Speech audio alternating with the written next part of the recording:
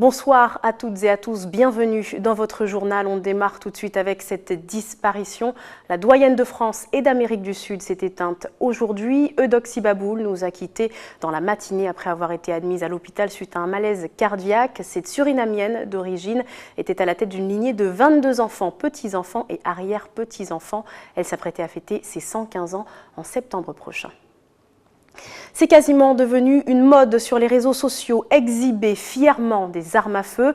De nombreuses vidéos circulent depuis quelque temps, des jeunes armés dans un lieu de nuit, d'autres dans une ruelle d'un quartier résidentiel, quand il ne s'agit pas tout simplement de règlements de comptes sanglants ou de balles perdues, un phénomène de société qui inquiète la population dans ce contexte de violence, des gestes qui ne resteront bien évidemment pas sans suite. Jonathan Lariot.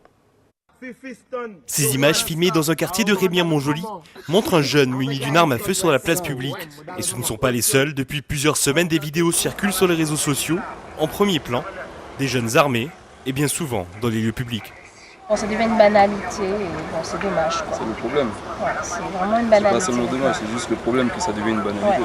Ouais. En jouant le bad boy, c'est pas ce qui va te faire plus avancer. Et bon, moi personnellement, je suis outrée. J'ai peur actuellement de sortir. Moi-même, je ne sors plus. Je suis revenu pour les vacances et je ne sors pas parce que je sais que c'est trop dangereux. Je risque de rencontrer des gens qui ont des armes. Je peux me prendre une balle perdue parce qu'il y aura un règlement de compte juste à côté de moi.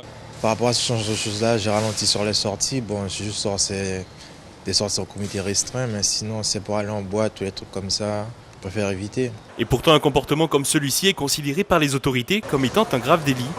Ces personnes, mineures ou non, encourent de lourdes peines d'emprisonnement, pouvant aller jusqu'à 5 ans. Toutes ces images-là, elles viennent des États-Unis. Le fait de porter la casquette en arrière, d'avoir le pantalon sur les genoux, tout ça, ça nous vient des États-Unis. Donc il y a là un mimétisme un peu international. Voilà, ils essaient de se mettre en valeur avec le risque d'être reconnus et ensuite recherchés par la police ou la gendarmerie. Les jeunes prennent ça pour faire les beaux, pour faire les malins, et le danger il est là. Parce que lorsque vous avez une arme sur vous, même si c'est pour faire le malin, c'est quand même quelque chose d'agressif. Et la personne qui est en face, elle peut se sentir en danger, et c'est là qu'est toute la problématique, c'est que la personne qui est en face peut se sentir en danger, et si jamais elle a elle-même une arme, elle va l'utiliser, alors que soi-disant elle n'est venue que pour se défendre. Pour ces deux vidéos, les auteurs sont déjà recherchés par les forces de police, mais pour certains d'entre eux, ils devront répondre de leurs actions dans les prochains jours. Le Vieux-Port de Cayenne en rénovation. La mairie a lancé la première phase des travaux débutés il y a quelques mois avec l'installation d'un éclairage public à panneaux solaires. Depuis une semaine, ce sont les garde-corps qui sont installés le long des quais pour améliorer la sécurité du lieu. 490 000 € d'investissement. Ayodélie Germain. Le Vieux-Port n'aura bientôt plus de vieux que le nom. Début août, le quai devrait avoir terminé sa métamorphose. L'air marin et le métal ne faisant pas bon ménage, des matériaux adaptés ont été choisis pour cette sécurisation. Les éléments sont sensiblement les mêmes esthétiquement. Après, c'est nous, dans notre organisationnel, pour reprendre un petit peu les disparités de l'acheter, il y a différentes tailles d'éléments. Après, c'est un inox qui est spécialement pour le milieu marin, avec la mise en place d'une semelle classique pour retenir les éléments. Donc, depuis le début de l'acheter, puis tout le long, avec la mise en place de 3 portails de 5 mètres d'empattement dans le but de garder une activité autour de la pêche. En juillet dernier, la mairie de Cayenne a signé avec l'ex-département la mise à disposition de la jetée du Vieux-Port durant 70 ans pour 1 € symbolique. Il était prévu d'y lancer la fête de la musique, mais les travaux ont débuté trop tard, le 13 juin dernier. Pour l'heure, le Vieux-Port est fermé à la circulation jusqu'au 2 août. Un radar qui flash dans les deux sens, c'est un dispositif annoncé par le gouvernement en septembre dernier et qui entre en vigueur en Guyane avec celui qui se situe sur la route de Montabaud à Cayenne.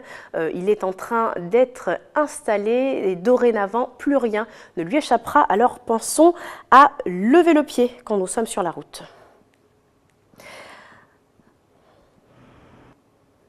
Restez avec nous dans quelques instants. Nous verrons le travail de sensibilisation aux dangers de cyclones et ondes tropicales qui se fait actuellement en Martinique. Et puis nous découvrirons la chanteuse Zélia Grajaú. Cette artiste autodidacte brésilienne donne un concert ce soir à l'Eldorado. Son portrait est à suivre à la fin de ce journal. Mais avant, ces chiffres sur la quasi-stabilité observée dans l'indice des prix à la consommation le mois dernier, les produits frais, les vêtements et les produits pétroliers ont coûté environ 1% plus cher que le mois précédent. Seuls les prix des billets d'avion ont enregistré une baisse. Ils ont coûté environ 7% moins cher qu'au mois d'avril. Direction les Antilles à présent avec un focus sur les bons gestes à adopter lors des ondes tropicales et les cyclones. Comme chaque année, des associations vont à la rencontre des habitants pour les sensibiliser aux divers dangers de ces phénomènes. Guy Raphaël René a rencontré des bénévoles qui aident les Martiniquais à constituer leur kit de survie. Regardez. C'est-à-dire avec ton kit de survie? Pas tout à fait. Alors il faut penser à mettre des boîtes de conserve, du riz. Nourriture non périssable, vêtements, documents importants, médicaments, les éléments de base d'un kit de survie en cas de catastrophe. Ici, à l'association Objectif Prévention Martinique, on œuvre pour sensibiliser la population sur l'importance de cette démarche. Après un risque majeur, on va être en totale autonomie. C'est-à-dire que les secours vont prendre un peu de temps pour arriver. Donc il faut voir qu'on se nourrisse, qu'on boit. Petit à petit, en fait, les Martiniquais commencent à comprendre que le kit de survie est important. Donc certains, ils se disent juste que, mais non, mon cas un bon Dieu qui aide moi. Alors là, on a déjà sillonné tout le nord Caraïbes, on va continuer avec le nord Atlantique, et quand on passe dans les foyers, on peut même aider les habitants à faire le kit de survie. Depuis 2012, les bénévoles proposent également un document de référence, le plan familial de mise en sûreté, qu'ils distribuent dans les différentes communes. Un document qui rappelle les consignes de sécurité. Par exemple, les gens ne savent pas que, par exemple, en cas de cyclone, il vaut mieux s'abriter dans la plus petite pièce de la maison pour se protéger, par exemple, si la toiture s'envole, etc. Donc, en général, ce sont les toilettes. Donc, on a commencé par Saint-Pierre, qui était la ville test. Ensuite, nous avons fait la côte Caraïbe. Puis nous sommes passés à la côte Atlantique et nous sommes en train de terminer la côte Atlantique avec Sainte-Marie, Trinité, Gros-Mande et Basse-Pointe. D'après leur expérience du terrain, les Martiniquais semblent de plus en plus réceptifs aux risques auxquels ils sont exposés. Une évolution des mentalités qui se vérifie dans les grandes surfaces comme celle-ci qui chaque année se préparent pour la période cyclonique. Nous organisons des réunions 6-7 mois à l'avance et en fonction des prévisions climatiques. Et nous organisons une réunion de façon à pouvoir passer nos commandes en temps et en heure de façon à ce qu'il y ait sur le lieu de vente les accessoires indispensables pour cette période, tels que les piles, les lampes électriques, également les bottes, les serpillères, les raclettes et également tout ce qui compose l'alimentaire. Il y a une consommation et un acte d'achat qui est beaucoup plus important par rapport aux autres semaines de l'année, puisque dès que l'annonce est annoncée, on constate quand même une évolution de ces produits. Des produits de première nécessité qui peuvent varier selon les besoins de chacun. Mais concernant le kit de survie, les avis sont partagés. Pour moi, c'est une utopie parce que ça dépend déjà où on se retrouve. Le pack de survie, on ne peut pas l'être emballé partout avec soi. Même si je le mets dans la voiture est garée, ça me prend là maintenant. Qu'est-ce qu'on fait? Il me sert à quoi? À rien du tout. Ce n'est pas lorsqu'on sera déjà en pleine alerte cyclonique qu'il faut prévoir ce qu'on va manger. Il y a quelques années, on n'a rien eu comme grosse tempête. Donc je pense que les gens oublient un petit peu, mais il faut y penser. C'est vrai qu'on ne prépare pas tellement. Ça arrive, bon, peut-être que le jour on peut prendre quelques produits de base, de nécessité, mais je ne la prépare pas longtemps à l'avance, non. Dans ma famille, mes parents, depuis fin mai, on commence déjà à refaire les réserves d'eau. Dans le Nord Caraïbe, on est quand même resté sans eau 3 semaines. À l'époque de Dean, on devrait plutôt se préparer en amont pour éviter d'avoir ces grands mouvements de panique au niveau des supermarchés à chaque annonce en fait, d'un mouvement, d'un événement cyclonique ou autre, d'une tempête. La période cyclonique a bel et bien commencé depuis le début du mois de juin cette année. Les prévisionnistes annoncent une saison parmi les plus actives de cette dernière décennie. Retour chez nous avec ce week-end important pour les amateurs de jeux vidéo avec l'événement Guyana Games Cup. Et nous recevons ce soir le vice-président de l'association organisatrice, la CDV, Fabrice Sulbet. Bonsoir. Bonsoir. Merci d'avoir accepté notre invitation, merci d'être avec nous. Alors donc, la Guyana Game Cup, vous allez nous expliquer qu'est-ce que c'est exactement. En tout cas, on retient 2 jours de compétition, réunissant toutes sortes de joueurs avec toutes sortes de jeux vidéo. Mais quel est son objectif finalement ? Donc l'objectif de la Guyana Games Cup, c'est un championnat de Guyane, c'est de c'est d'élire le meilleur joueur de la Guyane sur plusieurs compétitions différentes. Donc les compétitions différentes, c'est donc il y a FIFA 16, PES 16, Naruto, Street Fighter, Guilty Gear, Mortal Kombat X, Mario Kart, Smash Bros. Ah, Mario Kart, je connais. J'exagère, mais quand même pour donner un petit peu, expliquer un peu à qui ça s'adresse finalement, quel type de jeux seront au rendez-vous. Donc par exemple, FIFA, c'est bien sûr du sport. Oui, Mario voilà, Kart, tout le monde connaît. C'est un jeu de voiture. D'accord. Il y a des jeux de combat et ensuite, ça s'adresse à toutes sortes de populations, de publics, que ce soit les jeunes, les moins jeunes et les encore moins jeunes. On n'a pas d'âge limite, il n'y a pas de souci. Ça démarre en tout cas à 6 ans. Est-ce que ce n'est pas un petit peu tôt pour faire des enfants participer à des jeux vidéo? À partir du moment où l'enfant sait lire, il est en capacité donc de réfléchir et de voir, excusez-moi, il est en capacité de faire attention aux informations qu'on lui donne et de les reproduire. Donc ça ne pose pas de problème. 6 ans, c'est l'âge minimum. Il y a moins, mais on préfère 6. Ah oui, parce que moins, ça fait un peu tôt. En tout cas, ces 2 jours de compétition, comment vont-ils se séparer, se sectionner, on va dire? Alors, une première journée donc, avec des poules. C'est donc des petits groupes. Ils vont concurrencer d'autres joueurs sur plusieurs matchs. On prendra les 4 meilleurs ou voire les 6 meilleurs, ça dépend du nombre de personnes qui seront donc, à la compétition. Et ensuite, on les fera passer dans ce qu'on appelle un top 32 ou top 16. Donc, c'est les 32 meilleurs joueurs ou les 16 meilleurs joueurs qu'on fera encore s'affronter sur différents matchs pour pouvoir savoir qui est le meilleur. Et sans considération d'âge, je pose la question parce que j'imagine mal un enfant de 6 ans remporter la compétition finale. C'est possible, c'est tout à fait possible. En fait, le jeu vidéo n'a pas d'âge, n'a pas de sexe. Donc on peut jouer contre un garçon, contre une fille, contre un enfant de 6 ans, une personne de 40 ans ou de 70 ans. Juste pour l'instant, on n'a pas encore assez de joueurs de moins de 16 ans pour pouvoir faire des compétitions spéciales moins de 16. On a comme désir de le faire. Si c'est justement cette année, on voit qu'il y a assez de monde, on fera à l'avenir des compétitions pour les moins de 16 ans pour essayer de réajuster un petit peu par rapport à la population. Mais je pense que ça ne pose pas de problème. On a des joueurs donc, qui sont membres de notre association. On a un joueur qui a 9 ans et qui a battu des gens de 20 ans, 25 ans. Donc ça ne pose pas de souci. C'est possible. Oui. En sortant un tout petit peu, en s'éloignant un peu de la compétition, une question quand même. Est-ce qu'il faudrait être un geek pour s'intéresser à ce type d'événement, aux jeux vidéo de manière générale? Est-ce qu'il y a un type de personnes finalement qui viennent plus facilement à vous?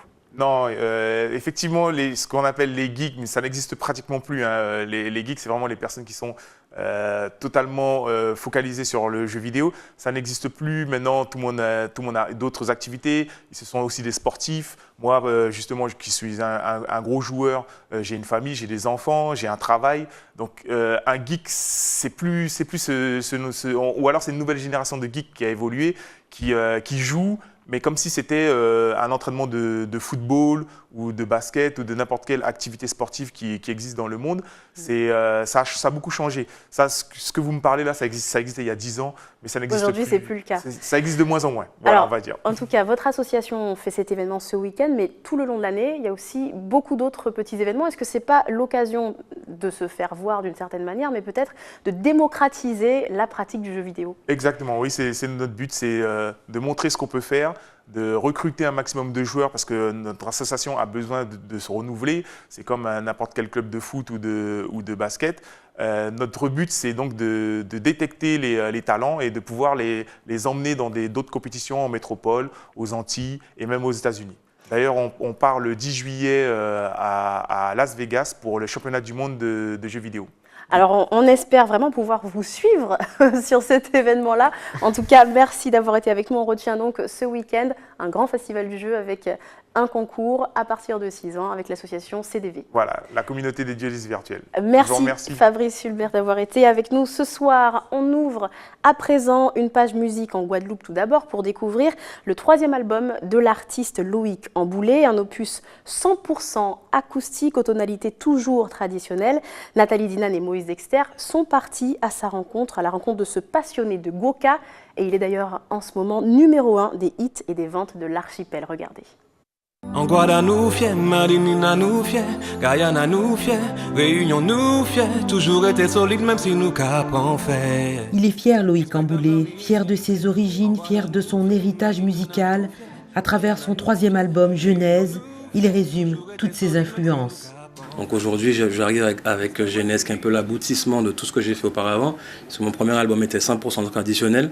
Le second était un mélange de la tradition et de la modernité. J'aime pas dire modernité. Pour moi, j'aime pas opposer tradition et modernité. C'était un mélange de tradition et d'autres musiques, de nouvelles musiques. Et le 3e album, c'est vraiment, je suis resté sur ce mélange-là entre tradition et musique, on va dire alternative ou comme on dit, autre style de musique. Nous, on appelle ça du Nyuka. Ça veut pas dire que c'est du Goka neuf, parce que c'est pas une musique Goka. Ça veut dire qu'on fait je travaille autour de cet instrument-là, le tambour, et j'essaie de proposer une nouvelle musique, une nouvelle sonorité, sans dire que j'invente quelque chose, puisque ce sont des sonorités que, par exemple, mon oncle Jean-Claude Amboulet proposait déjà. Enquête toujours un mes pays en moins, parce que c'est là moins qu'à sentir moins bien. Depuis autant de parler, guarda, c'est la panique, rien qui mauvais critique. Toujours ni politique pour nous paraître authentique, ça qui veut monter plus beau. Dans Nous Fier, par exemple, tu as un peu on va dire, des sonorités un peu hip-hop, R&B avec Tico. Et aussi, tu as le mélange des sonorités traditionnelles avec le son, le Saint-Jean qui arrive à la fin du morceau.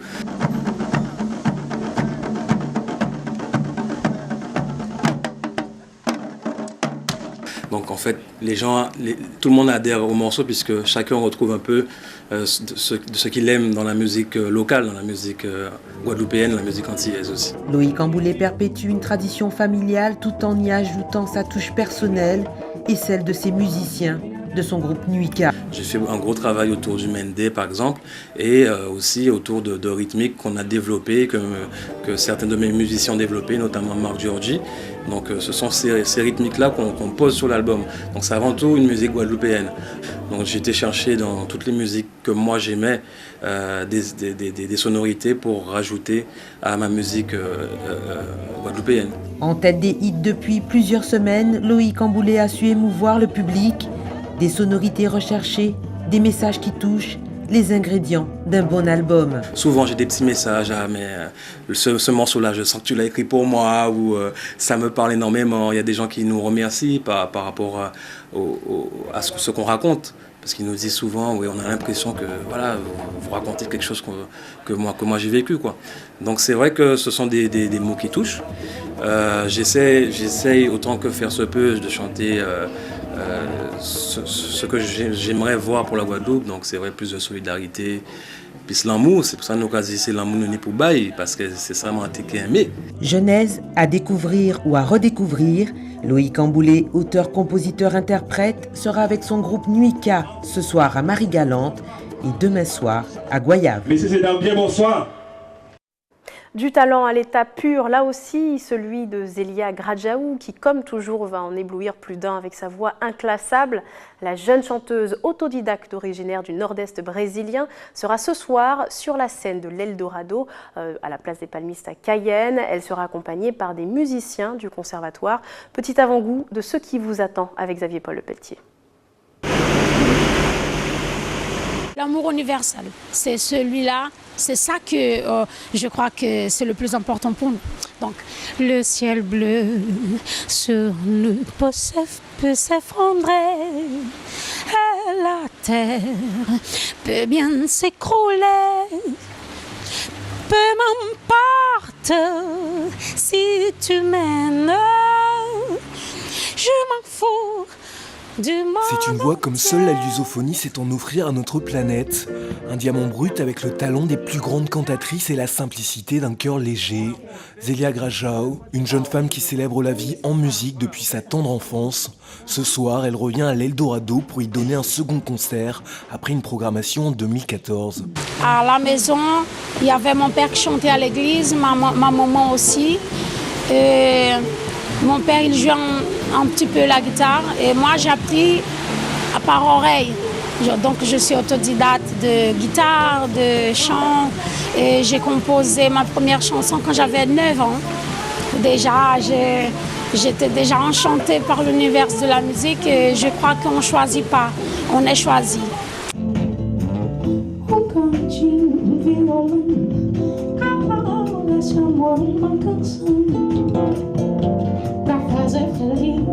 Elle était venue il y a 3 ans écouter un concert qu'on faisait ici. Et après le concert, elle s'est présentée en disant « Moi aussi je suis chanteuse et j'aimerais bien chanter chez vous ». Donc je lui ai fait faire un petit essai. Et en 5 minutes, j'étais séduit par le personnage et par sa voix. Brel, Piaf et Cabrel sont à l'origine de l'amour de Zélia pour la langue française. Mais la musicienne du Maranhão chante aussi bien en anglais, en espagnol qu'en allemand. Moi, j'aime beaucoup Edith Piaf. J'aime beaucoup Jacques Brel. Mon Dieu, il est la folie, quoi. Il était un showman. Malheureusement qu'il n'est pas là parce que j'avais envie de lui embrasser très fort comme ça. Et j'aime beaucoup la chanson guyanaise aussi. J'aime la musicalité, tu sais, ça bouge. Il y a d'énergie et la voix bien particulière aussi. Je me sens chez moi ici. On va chanter Jorge Benjor, on va chanter Vinícius de Moraes, on va chanter Tom Jobim et on va chanter Zélia aussi. Moi, j'ai des chansons à moi, oui. Pour les amoureux de bossa nova et de ballades de variété française, vous avez rendez-vous avec Zélia Grajão ce soir à 20h, place des Palmistes.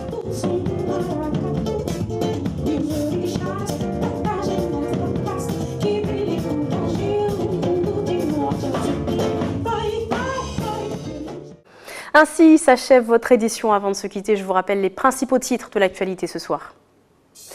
Des armes et de la violence exhibées dans des vidéos tournées entre amis puis postées sur les réseaux sociaux. Le phénomène inquiète la population face aux nombreux faits de violence. Ces jeunes en cours de la prison et sont recherchés par les forces de l'ordre.